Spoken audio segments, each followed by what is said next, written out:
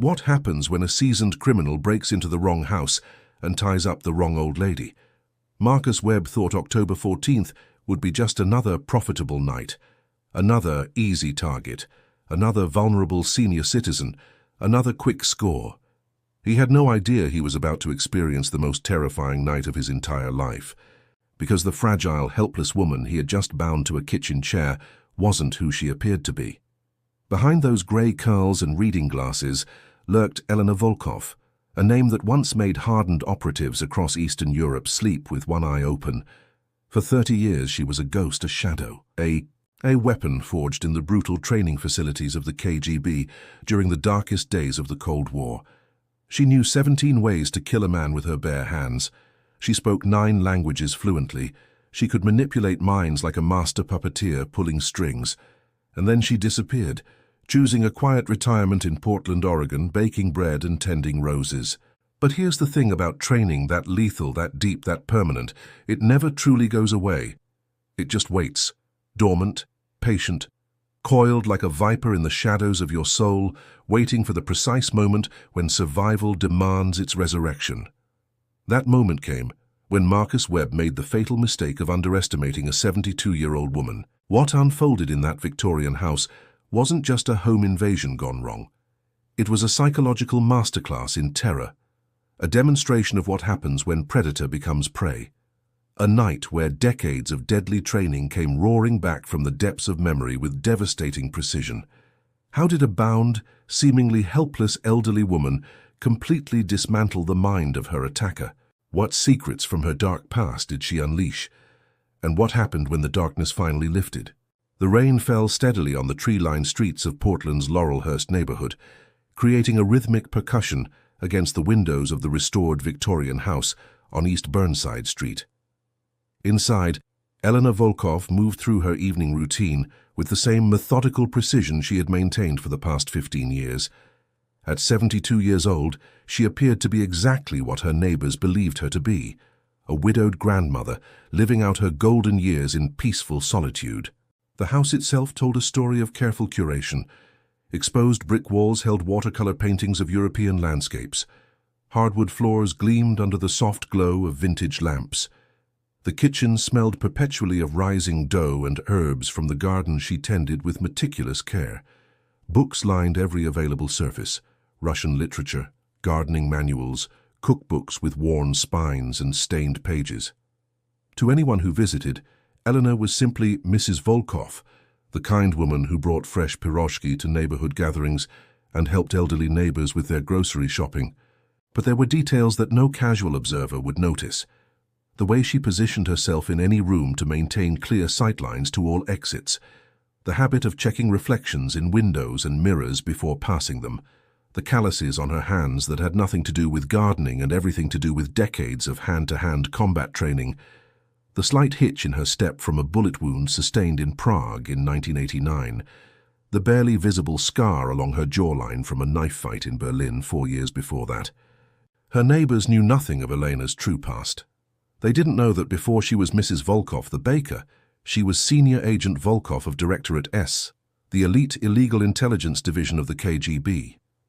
They couldn't imagine that the woman who judged the rose competition at the annual block party had once infiltrated NATO headquarters in Brussels.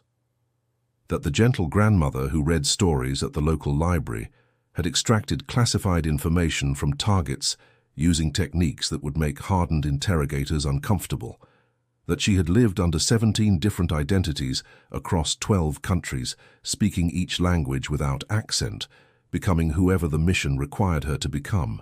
Elena had chosen Portland deliberately after her extraction in 1995. The city's combination of progressive anonymity and Pacific Northwest reserve made it perfect for someone who needed to disappear. The constant rain reminded her of St. Petersburg, where she had been recruited at age 19. The coffee culture, the food carts, the bridges spanning the Willamette River, all of it provided a backdrop where she could finally be invisible not through tradecraft, but through genuine ordinariness. She had built this life carefully, brick by brick, lie by lie, until the lies became truth, and Elena Volkov, the retired spy, ceased to exist entirely. In her place was simply Elena, The widow who had lost her husband Michael to cancer 8 years ago. Never mind that Michael had also been an intelligence officer, that they had met during a joint operation in Vienna, that their marriage was equal parts genuine love and operational convenience. That history was buried now, along with Michael's ashes in Riverview Cemetery.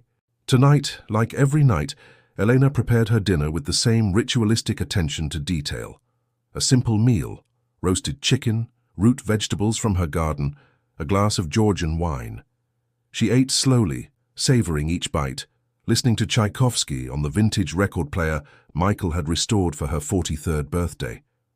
The music filled the house with melancholy beauty, and for a moment, Elena allowed herself to feel something she rarely permitted: nostalgia for a life she could never fully leave behind. After dinner, she washed the dishes by hand, dried them, and returned each piece to its exact position in the cupboard. She checked the locks on all doors and windows, a habit so ingrained it required no conscious thought. She watered the plants in the sunroom, adjusted the thermostat and climbed the stairs to her bedroom on the second floor. The house settled around her with familiar creaks and groans, the sounds of old wood expanding and contracting with the evening temperature. But tonight something felt different. Elena paused at the top of the stairs, her hand resting on the banister. It was nothing concrete, nothing she could articulate with certainty. Just a sensation, a whisper of instinct, honed over 3 decades of surviving in the shadows. The rain sounded different against the windows. The street outside seemed too quiet. The darkness felt heavier, more oppressive, as though it contained something waiting, watching, preparing. She stood there for a full minute, every sense alert, scanning for the source of her unease. And then she heard it. The softest click from downstairs. The distinctive sound of a lock being manipulated. Someone was breaking into her house. Elena's heartbeat remained steady. Her breathing didn't change, but something inside her shifted, like tumblers clicking into place in a complex lock. The person she had worked so hard to bury, to suppress, to keep dormant, that person stirred in the depths of her consciousness. Not with fear, not with panic, but with cold, calculating recognition. The quiet life was over. The ghost was about to wake up. If you want to know what happens when Elena comes face to face with the home invader, when decades of lethal training collide with present danger, then make sure you're subscribed to this channel. Hit that like button, drop a comment below telling us what you think will happen next, and share this video with someone who loves incredible stories, because what's coming next will blow your mind. The hunter is about to enter the house, but he has no idea he's walking straight into the lair of something far more dangerous than he could ever imagine. Marcus Webb had done this 17 times before. 17 successful home invasions across the Portland metropolitan area over the past 14 months. He had a system, a methodology refined through practice and success. Choose isolated houses in affluent neighborhoods. Target elderly residents living alone. Strike during bad weather when neighbors stayed indoors and street traffic diminished. Move quickly, efficiently, and always maintain complete control of the situation. Tonight's target had been selected with his usual careful attention to detail. The Victorian house on East Burnside had been under observation for 3 weeks. Marcus had documented the patterns of the lone occupant, an elderly woman who lived by herself, maintained a predictable schedule and rarely had visitors. He had watched her garden in the afternoons, seen her return from shopping trips, struggling with grocery bags, observed the way she moved slowly, cautiously, like someone whose body had betrayed them with age. Perfect. He had parked his nondescript grey sedan 4 blocks away, walked through the rain-soaked streets wearing dark clothing and a hooded jacket, his face angled away from any potential security cameras. The neighborhood was quiet at 8:30 on a Wednesday evening. Lights glowed in windows, but curtains remained closed against the October chill. The rain provided both cover and distraction, its constant percussion masking the subtle sounds of his approach. Marcus had chosen the back door, partially concealed by overgrown rhododendron bushes. His lockpick set, purchased from a contact in Seattle who asked no questions, made quick work of the standard deadbolt. The door swung open silently, well-oiled hinges testament to the homeowner's meticulous maintenance. He stepped inside, closing the door behind him, standing motionless in the darkened mudroom while his eyes adjusted and his ears catalogued every sound in the house. Music played somewhere deeper inside, classical, something Russian and mournful. The sound of running water from what he assumed was the kitchen, the creaking of floorboards overhead, the old woman moving around on the second floor. Marcus smiled in the darkness.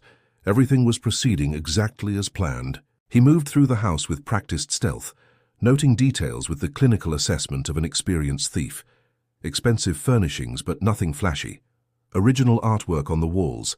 A collection of what appeared to be antique Russian nesting dolls in a display case. Books everywhere, including several in Cyrillic script. The old woman was educated, cultured, probably sitting on a comfortable nest egg. This would be a profitable night. Marcus found her in the kitchen, standing at the sink with her back to him, washing dishes while humming along with the music. She wore a floral house dress and slippers, her grey hair pulled back in a loose bun. The image of vulnerable elderly domesticity. He allowed himself a moment of satisfaction before moving. The attack was swift and practiced. He crossed the kitchen in 4 long strides, grabbed her arm and spun her around. She gasped, a small, frightened sound, as he forced her into one of the wooden chairs positioned around the kitchen table. From his jacket pocket, he produced zip ties and quickly bound her wrists to the chair arms, then her ankles to the chair legs. The entire process took less than 45 seconds. "Don't scream, don't fight, and you won't get hurt," Marcus said, his voice low and controlled. "I'm just here for valuables. Tell me where you keep your jewelry, cash, anything valuable, and this will be over quickly. Understand?" The old woman looked up at him with wide eyes behind wire-rimmed glasses. She nodded slowly, her breathing rapid and shallow. Exactly the response he expected. Exactly the response he had seen 16 times before. "Good," Marcus said. He moved to the landline phone mounted on the kitchen wall and yanked the cord from the jack. He checked her for a cell phone. There was an older model on the counter, which he pocketed. "Now, where's your jewelry?" "Upstairs," she said, her voice trembling. "In my bedroom, top drawer of the dresser. There's also a safe in the closet. The combination is 142733. Marcus studied her face. It was unusual for victims to give up information this quickly, this easily. Usually there was more resistance, more fear, more pleading. But maybe she was just smarter than most, understood that cooperation meant survival. He decided to test her. "What's in the safe?" he asked. "Some cash," she replied. "Maybe $3,000. Some documents. My late husband's watch. It was expensive." Marcus nodded. It tracked. He turned toward the kitchen doorway, preparing to head upstairs, but something made him pause. Some instinct, some subtle wrongness he couldn't quite identify. He looked back at the old woman tied to the chair. She was watching him with an expression that didn't quite match the situation. There was fear there, yes, but underneath it, something else. Something that made the hair on the back of his neck stand up. Her breathing had already slowed. Her hands, though bound, were relaxed rather than clenched, and her eyes. There was something about her eyes that suddenly reminded him of a documentary he'd once watched about apex predators, the way a lioness looks at prey with patient, calculating assessment. "What's your name?" he asked suddenly, surprising himself with the question. "Elena," she said.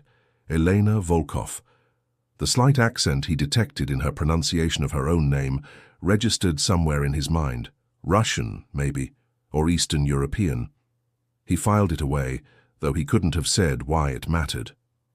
"Well, Elena, I'm going to go upstairs and collect what you told me about. Don't try anything stupid. Don't scream. If I hear anything, I come back down here and things get very unpleasant for you. Clear?" "Perfectly clear," she said. And then she smiled. It was a small smile, barely a curve of her lips, but it sent a chill down Marcus's spine that he couldn't explain. He backed out of the kitchen, keeping his eyes on her until he reached the stairs. Then he climbed quickly to the second floor, his mind racing with an unease he couldn't rationalize. Something was wrong. Everything was going exactly according to plan, but something was fundamentally, deeply wrong. The bedroom was exactly where she'd indicated. The jewelry was in the top drawer. Not costume pieces, but quality items. Diamond earrings, a strand of pearls, a man's Rolex that had to be worth $10,000 minimum.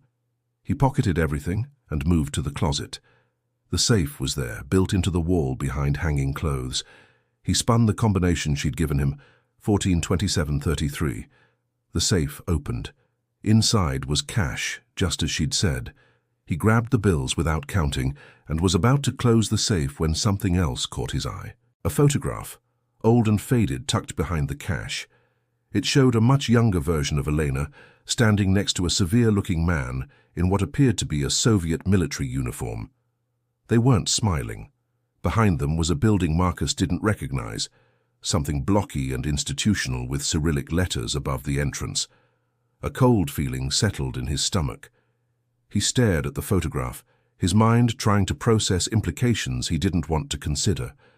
Before he could fully form the thought, he heard something from downstairs. Not a scream, not a call for help. Just Eleanor's voice, calm and conversational, speaking in that slightly accented English. "Marcus," she called up the stairs, "I should tell you something. You made 11 tactical errors from the moment you entered my house. Would you like to know what they were?" Marcus froze. His heart hammered in his chest. She hadn't asked how he would be back. She hadn't made any noise. She had used his name. But he had never told her his name. He was absolutely certain he had never told her his name. He walked slowly to the top of the stairs, gripping the Rolex in one hand, his other hand instinctively moving to the knife in his jacket pocket. He looked down into the kitchen, visible through the open doorway at the base of the stairs. Eleanor was exactly where he'd left her, tied securely to the chair, but something about her had changed. The fear was gone completely. The trembling had stopped. She sat perfectly still, perfectly composed, looking up toward where he stood with an expression that was almost amused. "Come back down, Marcus Webb," she said. "We need to have a conversation about what happens next. And Marcus, I already know about your parole violation, your sister Sarah in Gresham who's been helping you sell the stolen goods, and the outstanding warrant in Seattle. So please don't waste both our time pretending you can just walk out of here and everything will be fine." The world tilted sideways. Marcus stood at the top of the stairs, his mouth dry, his mind reeling. How did she know his full name? How did she know about Sarah? How did she know anything? And more importantly, why wasn't she afraid anymore? What you're witnessing right now is the moment when Marcus Webb realizes he's made the biggest mistake of his life. But what he doesn't know yet, what he can't know, is that the woman tied to that chair is about to teach him the true meaning of terror. What's your take on Elena so far? Do you think she's still in danger? Or is Marcus the one who should be afraid? Drop your thoughts in the comments right now. Marcus descended the stairs slowly, each step measured and cautious. Every instinct screamed at him to run, to abandon this job and get as far from this house as possible. But he couldn't. Not yet. He needed to understand what was happening, needed to regain control of a situation that had somehow slipped sideways into territory he didn't recognize. When he reached the kitchen doorway, he stopped, maintaining distance between himself and the bound woman. Elena watched him with those unnervingly calm eyes, her head tilted slightly to one side, like a teacher waiting patiently for a slow student to work through a difficult problem. "How do you know my name?" Marcus demanded, trying to inject authority into his voice and failing. It came out uncertain, almost frightened. "Your wallet," Elena said simply. "When you grabbed me, you were close enough that I could feel it in your jacket pocket. Left side, inner pocket. Your body language, the way you moved. It told me you're right-handed, which means you keep important things on your left side, where your weaker hand can protect them, while your strong hand remains free. Driver's license with your full name, Marcus Gregory Webb, born March 15, 1991. Current address listed as an apartment in Southeast Portland, though I suspect you don't actually live there anymore, given your recent legal troubles." Marcus's hand went unconsciously to his jacket pocket. She was right. His wallet was exactly where she'd described. But when would she have had time to— "I didn't actually look in your wallet, Marcus," Eleanor continued, as if reading his thoughts. "But I correctly guessed that's where you keep your identification, and your face just confirmed it. You have a very expressive face. It's one of your 11 errors, an inability to control your micro-expressions. In my former profession, that kind of transparency would get you killed. Former profession, Marcus repeated. His mind raced. What are you, a retired cop? Eleanor smiled, and this time there was genuine amusement in it. No, Marcus, not a cop. Something much more specialized. Much more concerning for you, I'm afraid. She shifted slightly in the chair and Marcus tensed, but she hadn't moved aggressively. In fact, she seemed to be settling more comfortably into her bonds, as if she was exactly where she wanted to be. Let me tell you about your errors, Elena said, her voice taking on a lecturing quality. Error number 1. You chose a target based purely on external appearance without conducting proper background research. You saw an elderly woman living alone and assumed vulnerability. That assumption may cost you more than you can imagine. I'm the one holding the knife, Marcus said, pulling the weapon from his pocket and brandishing it in what he hoped was a threatening manner. I'm the one who tied you up. You're not in a position to— Error number 2, Helena interrupted calmly, completely ignoring the knife. You entered through the back door using a lockpick set, which means you left tool marks on the locking mechanism. Those marks can be analyzed, matched to specific tools. You also tracked mud from the garden through the mudroom. Your shoe size is approximately 11. You wear Nike athletic shoes based on the tread pattern, and you walk with a slight favor to your right leg, an old injury, perhaps from sports or an accident. That gait is distinctive enough to identify you on any security footage from the neighborhood. Marcus felt cold sweat beginning to form on his forehead. He glanced down at his shoes. There were indeed muddy tracks leading from the back door. How had she noticed that? She'd been at the sink with her back to him when he entered. Error number 3, Elena continued. You touched multiple surfaces without gloves. The door handle, the phone, the chair I'm sitting in. Your fingerprints are everywhere. And before you think about wiping them down, the natural oils from human skin penetrate porous materials like wood and fabric. They can be recovered even after surface cleaning. How do you know this? Marcus whispered. The knife felt heavy and useless in his hand. Error number 4. You told me not to scream, which means you're concerned about neighbors hearing.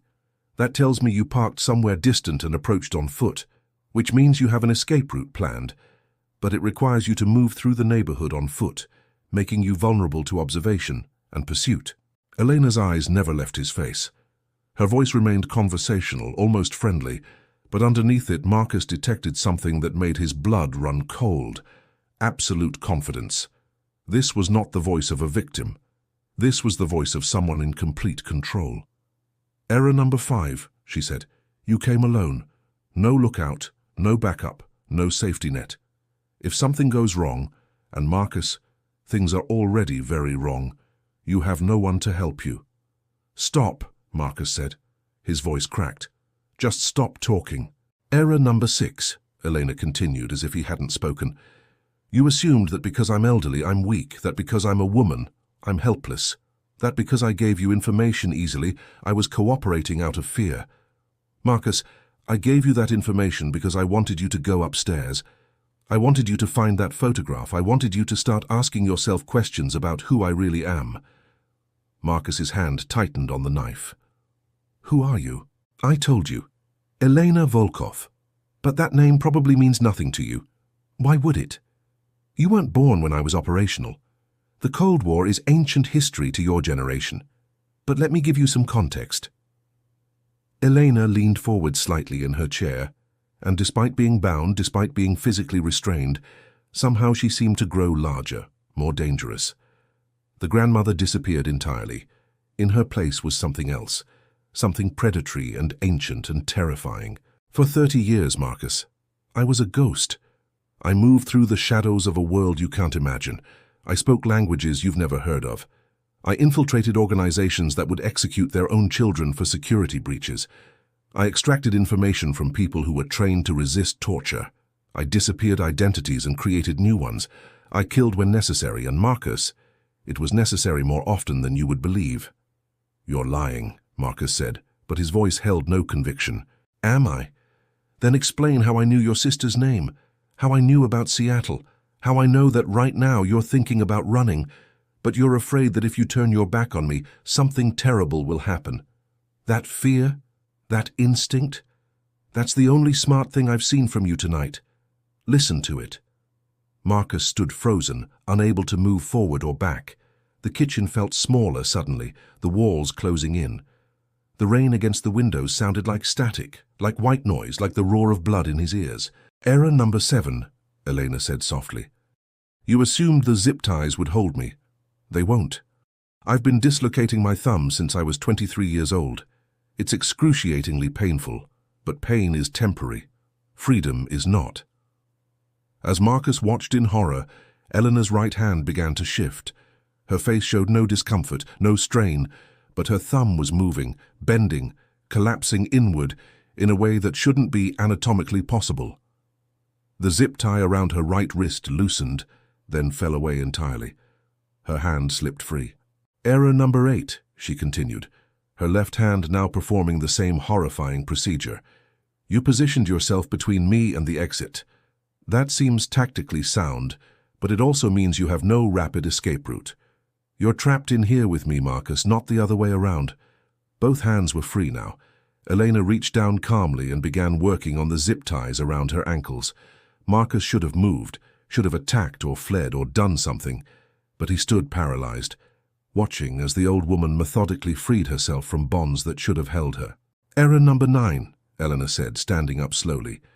She rolled her shoulders, stretched her neck. Even in the floral house dress and slippers, even with grey hair and age-lined skin, she suddenly looked dangerous, coiled, ready. "You brought a knife to confront someone whose hands are registered as lethal weapons. Not officially, of course. Those records were destroyed when the Soviet Union collapsed, but the training never expires." Marcus finally found his voice. "Stay back." "Error number 10, Eleanor said, taking a single step toward him. "You're holding that knife wrong. Your grip is too tight, your stance is defensive, and your hand is shaking. You've never actually used that weapon on another human being, have you, Marcus? You're a thief, not a fighter. There's no shame in that, but it makes you exceptionally vulnerable right now." She took another step. Marcus backed up, bumping into the doorframe. "And error number 11, Elena said, her voice dropping to barely above a whisper. "The most critical error of all. You woke me up. After 15 years of peaceful retirement, after finally building a life where I could forget who I used to be, where I could pretend the past was truly past. You walked into my house, tied me up, and reminded me of exactly who I am. And Marcus, the person I used to be, doesn't forgive, doesn't forget, and doesn't show mercy to people who threaten her." The lights in the kitchen flickered. Or maybe it was Marcus's vision. The room seemed to tilt, reality becoming fluid and uncertain. The old woman standing before him had transformed completely. This wasn't Elena Volkov, the baker, the gardener, the friendly neighbor. This was something else, something from another era, another world. A ghost, risen from the grave of Cold War history. "So here's what happens next," Elena said. "You're going to drop that knife, you're going to sit in that chair, and you're going to tell me everything about yourself, about Sarah, about the people you're working with. And if you're very, very cooperative, if you answer every question honestly and completely, then maybe you walk out of here alive." Marcus's knife clattered to the floor.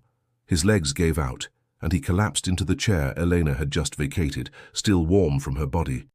Tears streamed down his face, though he couldn't remember starting to cry. "Good choice," Elena said. She picked up the knife, examined it with professional interest, then set it on the counter. "Now let's talk about who you really are, Marcus Webb. And more importantly, let's talk about what you're going to become when I'm finished with you." The rain continued falling outside. The music had stopped at some point, leaving only silence broken by Marcus's ragged breathing. And in that silence, Eleanor began asking questions, her voice gentle and relentless, peeling back the layers of Marcus Webb's life with surgical precision. The interrogation had begun. "Thank you so much for staying with this incredible story.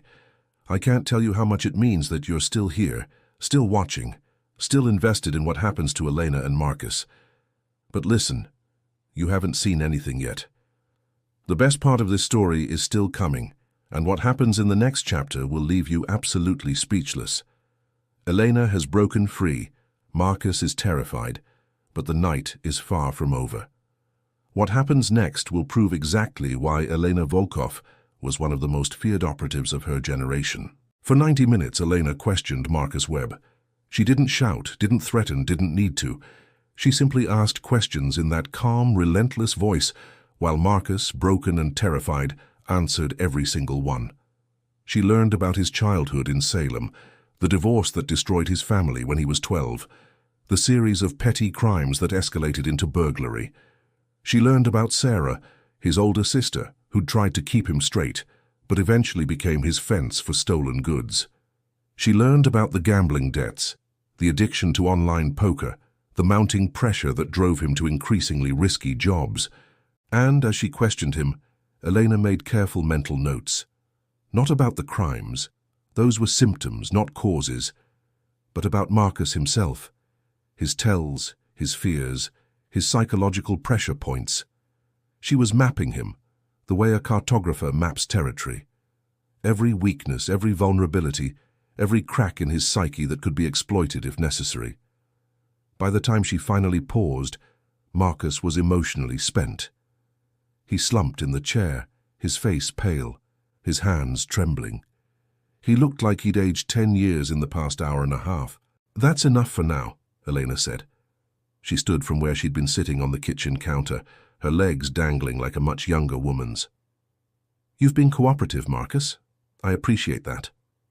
"Are you going to kill me?" Marcus asked, his voice hollow.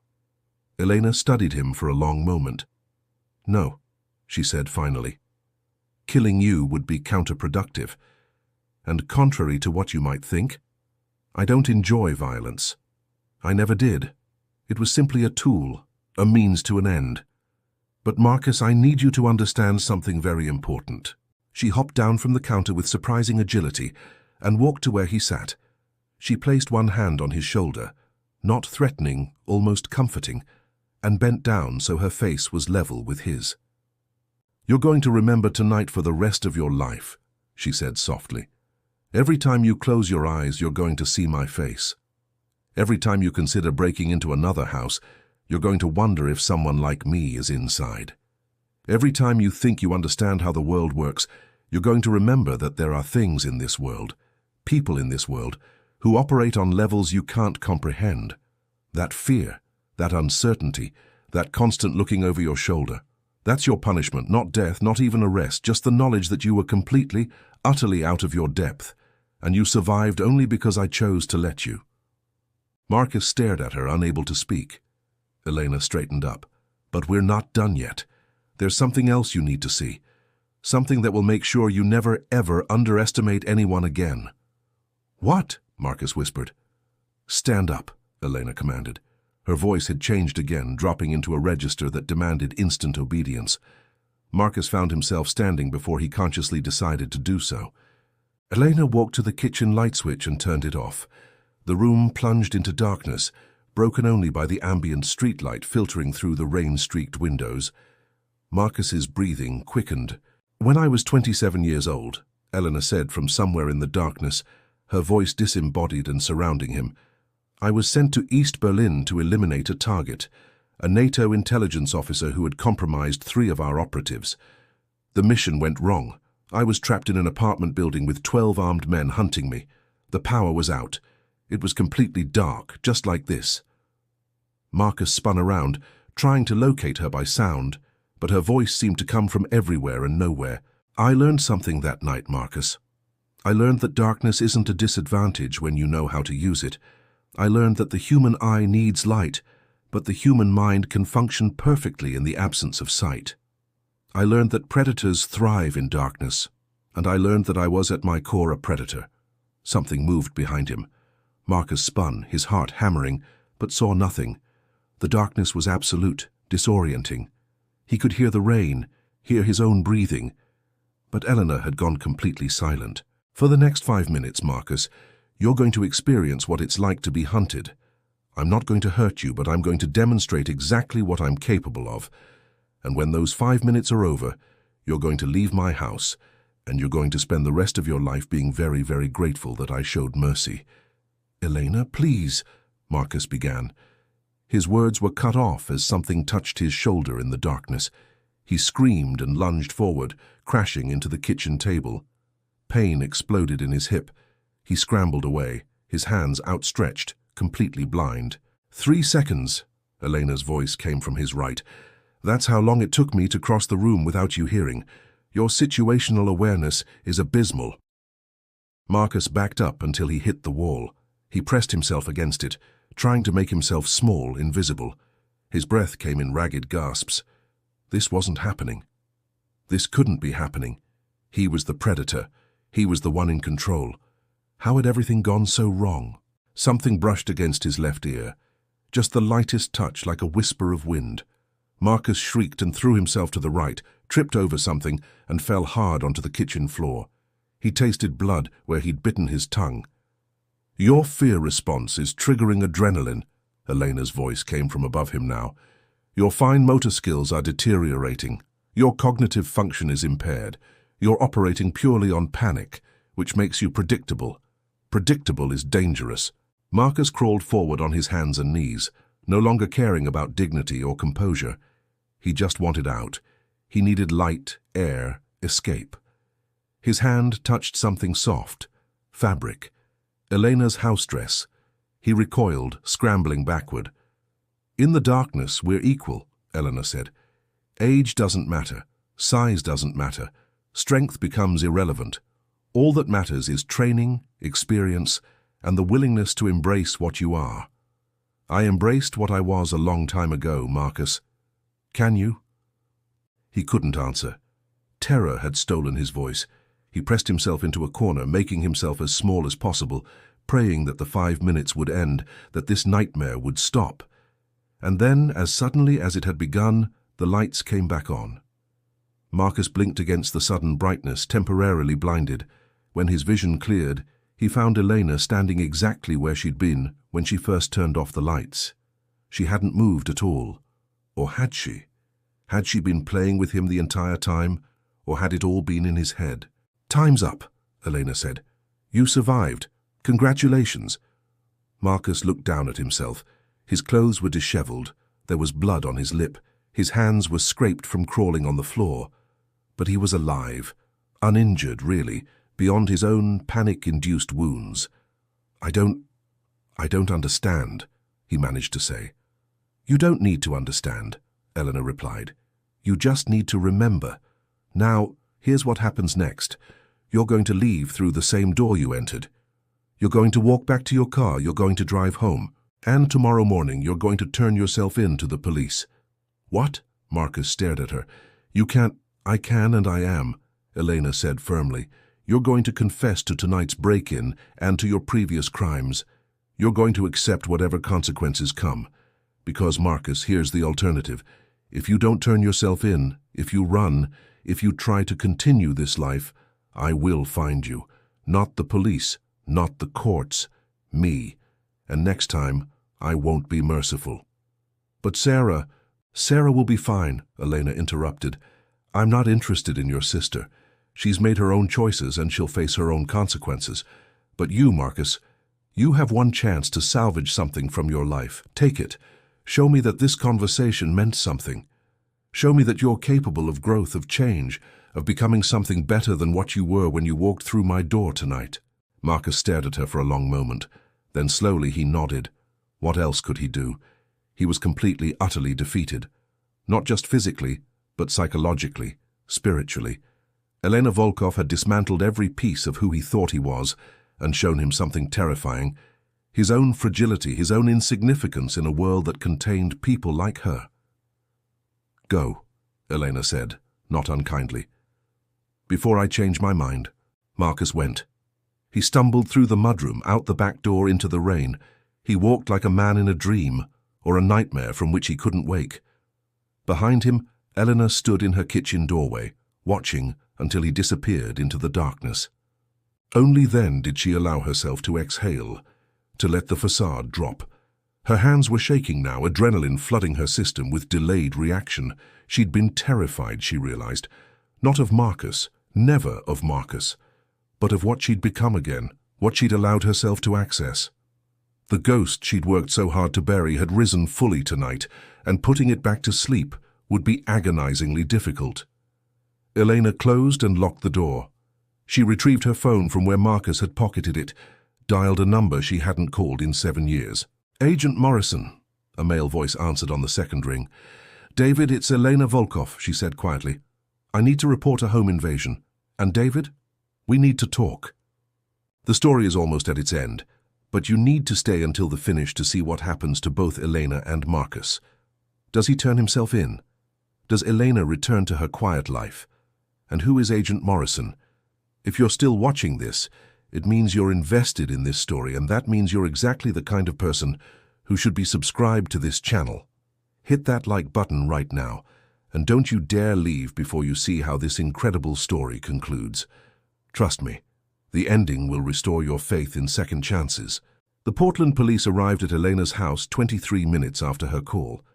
2 uniformed officers, a young woman named Officer Rodriguez and her partner, a veteran named Officer Patterson, took the initial report. They documented the broken lock, the muddy footprints, the zip ties still lying on the kitchen floor. They were professional, thorough, and completely unprepared for the reality of what had occurred in this quiet Victorian house. Agent David Morrison arrived an hour later. He was a trim man in his 50s, wearing a dark suit and the particular expression of someone who'd been woken in the middle of the night with news he didn't want to hear.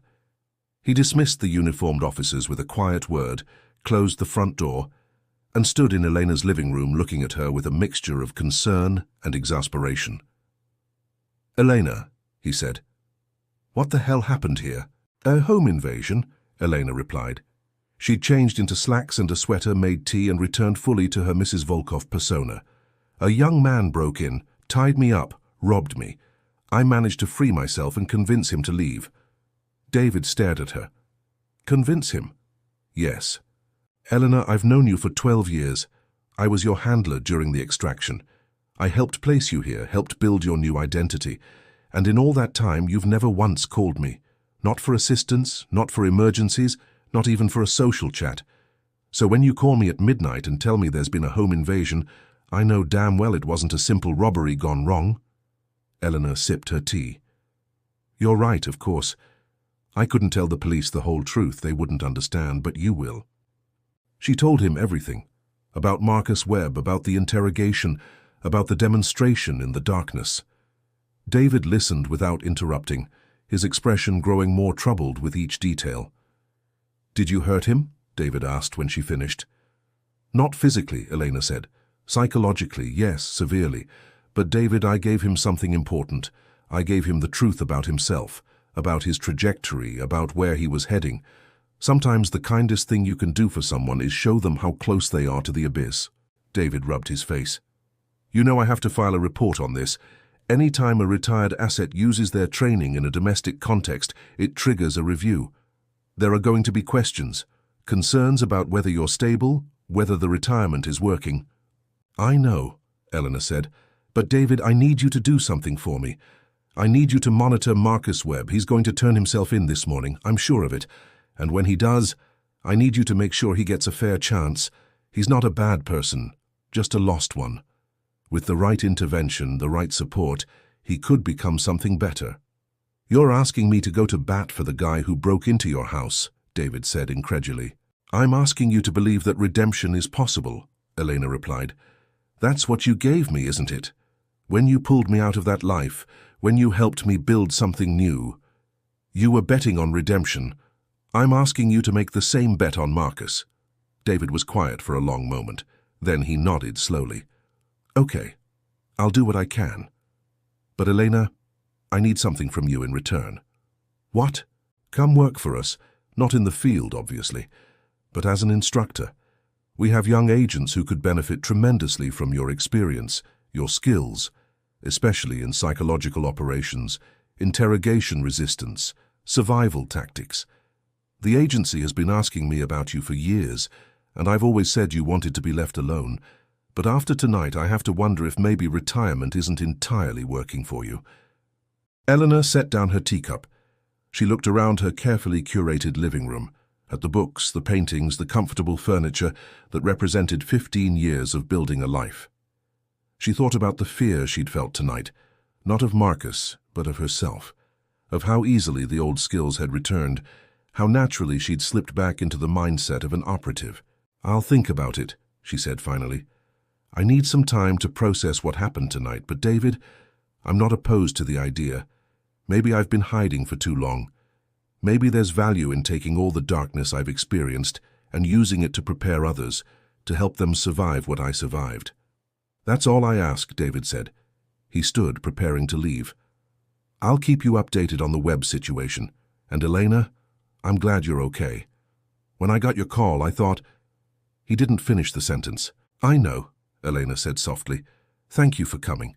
Thank you for everything you've done for me over the years." After David left, Eleanor sat alone in her quiet house. The rain had finally stopped, leaving the world washed clean and glistening under the pre-dawn light. She thought about Marcus, wondered if he was sleeping or if he was awake, staring at the ceiling, replaying the night's events in his mind. She hoped he would make the right choice. She believed he would.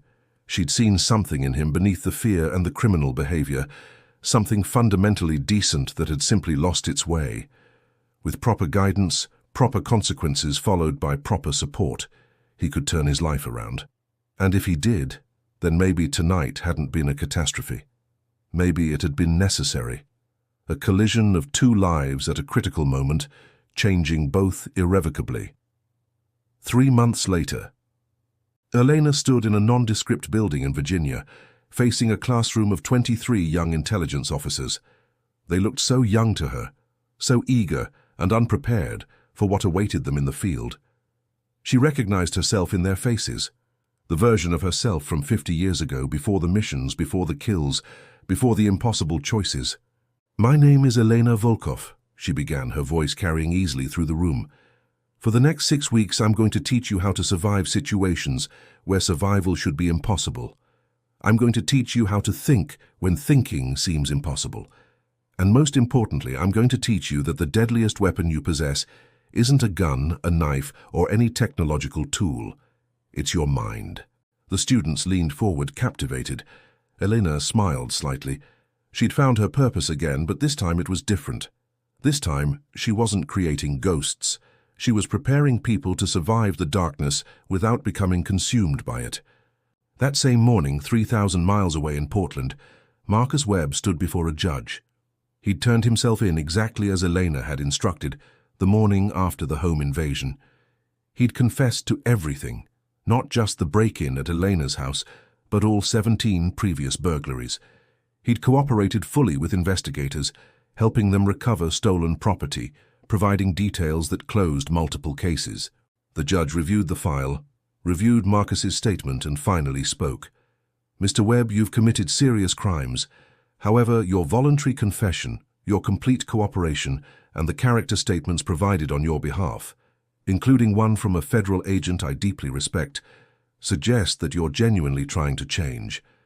Therefore, I'm sentencing you to 3 years in prison, with the possibility of parole after 18 months contingent on exemplary behavior and completion of educational programs.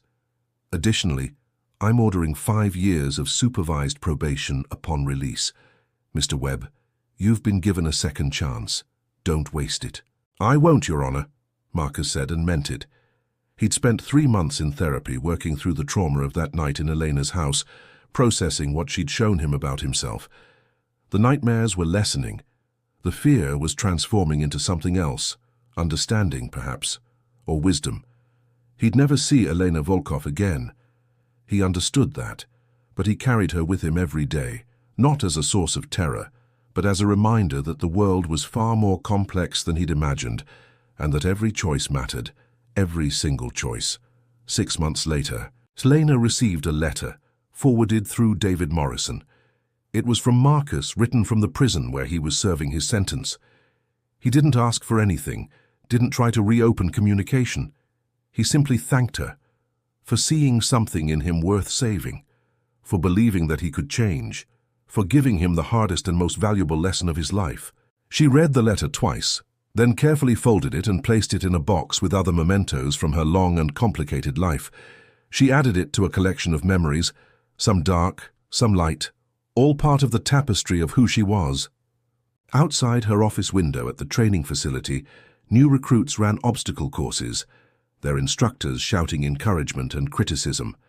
Eleanor watched them for a moment, then returned to her desk where lesson plans waited. She was writing a curriculum on psychological operations, drawing from decades of experience, transforming darkness into knowledge that could protect rather than destroy. She'd finally found balance. The ghost hadn't been buried. It had been integrated, accepted, repurposed. Elena Volkov was no longer hiding from her past. She was using it to shape a better future. And in a prison cell in Oregon, Marcus Webb studied for his GED, attended therapy sessions, and slowly rebuilt himself into someone who might, one day, deserve the second chance he'd been given. The old woman who had terrified him had also saved him. He understood that now. Sometimes the greatest mercy looks like cruelty. Sometimes the hardest lessons are the ones that change you forever. The rain fell on Portland as it always did, and in Virginia, Elena looked at the eager faces of her students and began teaching them how to survive in the shadows without losing themselves. The circle was complete. The ghost had found peace, not through forgetting but through transformation. Justice had been served, not through punishment but through the opportunity for redemption. And in the end, that was the most powerful weapon Elena Volkov had ever wielded. And there you have it, the incredible, true-to-life story of Elena Volkov and Marcus Webb, a collision of two souls at a critical crossroads where one woman's dark past became the catalyst for another person's redemption. But now we want to hear from you. What did you think of this extraordinary story? Did Elena make the right choice in letting Marcus go? Have you ever encountered someone whose past was far more complex than you imagined?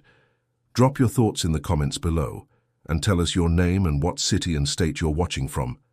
We love connecting with our viewers from all over the world. If you enjoyed this story, make sure you're subscribed to the channel and that notification bell is turned on, because we have so many more incredible, emotional, and unforgettable stories coming your way. Thank you for being part of our community, and don't forget to check out the next recommended video appearing on your screen right now. Until next time, keep believing in second chances and never underestimate the power of redemption.